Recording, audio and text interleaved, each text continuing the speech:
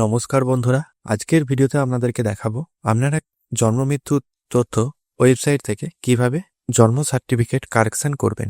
এটা আপনি মোবাইল বা কম্পিউটার থেকে দুটো জায়গাতেই করতে পারবেন। তা স্কিপ না করে সম্পূর্ণ ভিডিওটি দেখার জন্য অনুরোধ রইল। আর আমি অনির্বাণ, আমার ইউটিউব চ্যানেল রয় টেকটিক্সে আপনাদের সবাইকে স্বাগত। তো চলুন ভিডিওটা শুরু করা যাক। জন্ম সার্টিফিকেটে বাবার নাম, মায়ের নাম, ডেট অফ বার্থ, জেন্ডার, বয়স ইত্যাদি যদি কারেকশন করতে চান, সেক্ষেত্রে আপনাকে মোবাইল বা ডেস্কটপের গুগল ক্রোম ব্রাউজারটি ওপেন করে নিতে হবে এবং সার্চ বক্সে এসে টাইপ করতে হবে জন্ম মৃত্যু তথ্য। সার্চ করার পরে প্রথম যে লিঙ্কটা আসবে এই লিঙ্কে ক্লিক করবেন। করার পরে আপনার সামনে এরকম ড্যাশবোর্ডটি ওপেন হয়ে যাবে। এই পেজে আসার পরে প্রথমে আপনাকে সিটিজেন সার্ভিস এই অপশানে ক্লিক করতে হবে। করার পর বার্থ এই অপশানে ক্লিক করতে হবে।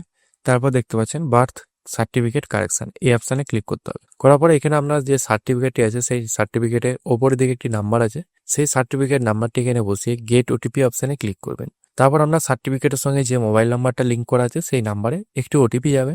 সেই ওটিপিটি বসিয়ে প্রথমে আপনারা এটাকে লগ ইন করে নেবেন। তারপর এখানে আপনারা দেখতে পাবেন child name, child date of birth, acknowledgement number এবং সার্টিফিকেট নাম্বার, এগুলো এখানে শো হবে। এবার চেক করে নেবেন এটাই আপনার কিনা। তারপরে অ্যাপ্লাই অপশানে ক্লিক করবেন। তারপর দেখতে পাচ্ছেন বার্থ সার্টিফিকেট কারেকশনের ফর্মটি ওপেন হয়ে গেছে। প্রথমে আপনার লেখা আছে এডিট চিলড্রেন্স নেম। যদি আপনার বাচ্চার কোনো নামের স্পেলিং ভুল থাকে বা মিডিল নেম বসাতে চান, সেক্ষেত্রে আপনারা এই এডিট অপশানে ক্লিক করবেন। করার পরে এখানে সেই যে স্পেলিংটি ভুল আছে সেটি কিন্তু এখানে ঠিক করে নেবেন। কিন্তু এখানে আপনাকে যেটি আপলোড করতে হবে এর জন্য ডকুমেন্টস এপিডোপিট কপি, মানে আপনাকে একটি কোর্টের এপিডোপিট কপি করিয়ে আনতে হবে যে আপনার বাচ্চার নেম ভুল আছে, সেটি কিন্তু এখানে আপলোড করতে হবে।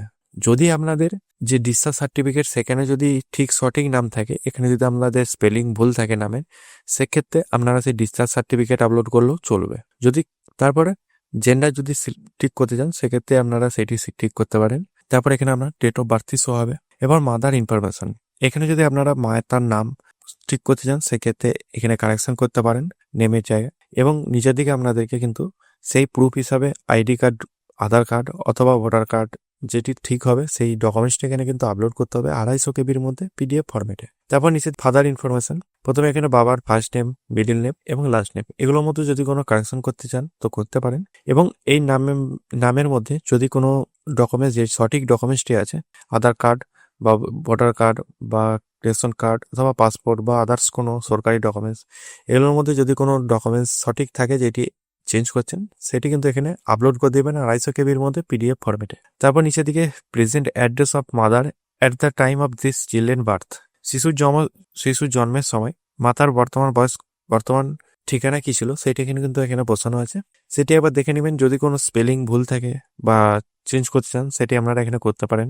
এর জন্য যদি অ্যাড্রেস চেঞ্জ করতে চান, সেক্ষেত্রে আপনাকে কোনো আদার্স ডকুমেন্ট পুট করতে হবে না। পিতামাতার অ্যাড্রেসে যে অ্যাড্রেসটি সঠিক আছে সেটি কিন্তু এখানে সাবমিট হয়ে যাবে। তারপরে পার্মানেন্ট অ্যাড্রেস অফ পেরেন্টস, পিতামাতার পার্মানেন্ট অ্যাড্রেস কি আছে, যদি ওপরের এটাই থাকে সেক্ষেত্রে এই বক্সে টিক করে দিলে সেটাই বসে যাবে। তারপর নিচে দেখতে পাচ্ছেন অ্যাডিশনাল অ্যাটাচমেন্ট।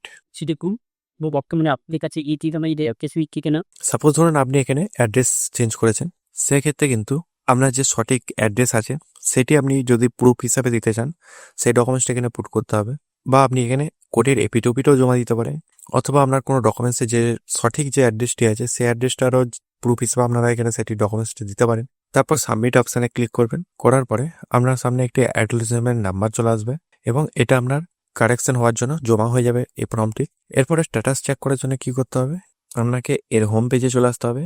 এই পেজে আসার পরে সিটিজেন সার্ভিস এই অপশানে ক্লিক করবেন। তারপর বার্থ এই অপশানে ক্লিক করবেন। করার পরে ট্র্যাক অ্যাপ্লিকেশন এই অপশানে ক্লিক করবেন। করার পরে এখানে অ্যাকনোলেজমেন্ট নাম্বার এবং ডেট অফ বার্থে বসিয়ে, শিশুর যে ডেট অফ বার্থ সেটি বসিয়ে সার্চ অপশানে ক্লিক করবেন। তারপর সামনে আপনার যে কারেন্ট স্ট্যাটাসটি সেটি শো হবে।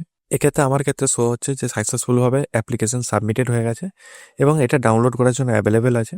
আপনার ক্ষেত্রে প্রোগ্রেস শো হতে পারে যে এখন হয়নি। যখন এটা কমপ্লিটভাবে আপনার সার্টিফিকেটটা কারেকশন হয়ে যাবে, আপনার মোবাইলে অটোমেটিক SMS চলে আসবে। সেই SMS-টা খেয়াল করে এখানে এসে আপনারা ডাউনলোড করতে পারেন। ডাউনলোড করার জন্য আপনাকে সেম সিটিজেন সার্ভিস অপশানে ক্লিক করতে হবে। তারপর বার্থ অপশানে ক্লিক করবেন। করার পরে ডাউনলোড সার্টিফিকেট এই অপশানে ক্লিক করবেন। করার পরে এখানে সার্টিফিকেট নাম্বার অথবা অ্যাকনোলেজমেন্ট নাম্বার অপশানে ক্লিক করবেন। করার পরে সার্চ অপশানে ক্লিক করবেন। তারপর আপনার মোবাইলে যাওয়া একটি ওটিপি, সেই ওটিপিটি এখানে বসে সাবমিট অপশানে ক্লিক করবেন। তারপরে দেখতে পাচ্ছেন ডাউনলোড বলে অপশানটি চলে আসবে। এই ডাউনলোড অপশানে ক্লিক করবেন। করার পরে আপনার বার্থ সার্টিফিকেটে কিন্তু ডাউনলোড হয়ে যাবে সাকসেসফুল হবে। তো বন্ধুরা, এরকম করে আপনারা খুব সহজেই বার্থ সার্টিফিকেট কারেকশন করে ডাউনলোড করে নিতে পারবেন এই ডিজিটাল সার্টিফিকেট। যদি ভিডিওটা ভালো লাগে অবশ্যই একটা লাইক করবেন এবং চ্যানেলে নতুন হয়ে থাকলে চ্যানেলটিকে সাবস্ক্রাইব করে পাশে থাকা বেল আইকনটি প্রেস করে দেবেন নতুনত্ব ভিডিও পাওয়ার জন্য। আর হ্যাঁ, ভিডিও থেকে বুঝতে যদি কোনো অসুবিধা হয়ে থাকে তাহলে কমেন্ট করবেন, আমি সেই সমস্যার সমাধানের চেষ্টা করব। জয় হিন্দ, বন্দে মাতরম।